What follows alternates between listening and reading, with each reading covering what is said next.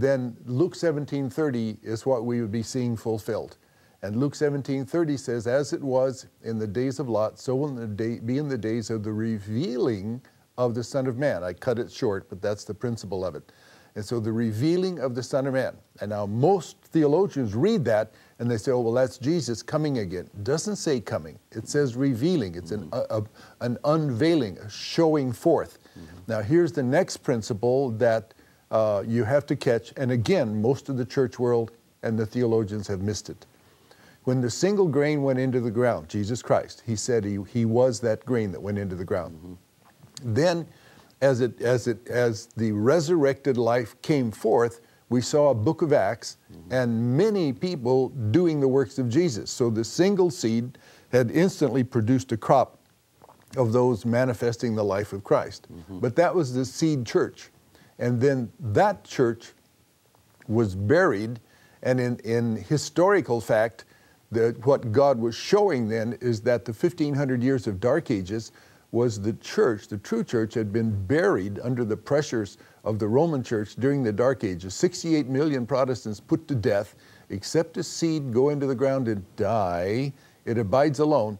And then that little grain wheat of the true church began to come up with the Lutheran movement and has since that time been going through the process. And so here we are now at grain time again. And that takes us in thought process back to Leviticus 26, where it says that there will be a wave sheaf, Leviticus 23, a wave sheaf over the people. And if you know your feasts in the Old Testament and what they shadow, that shadow represented the resurrected life of Jesus Christ would be waved over the people for, it says, for your acceptance. And of course that that literal resurrection of Christ laid down in shadow form in the Old Testament.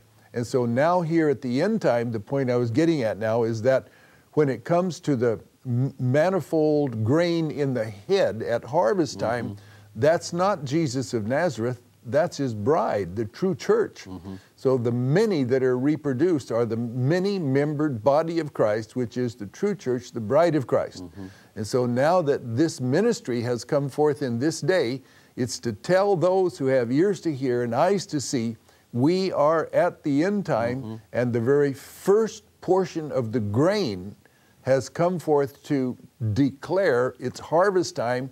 Here's the resurrected life of Christ displayed again, but now not in the form of Jesus of Nazareth, but now in the form of a member of the bride of Christ, that many-membered body, the true church. You want to add any comments there? Well, no, Jeff, I think while I find my place here, and my notes.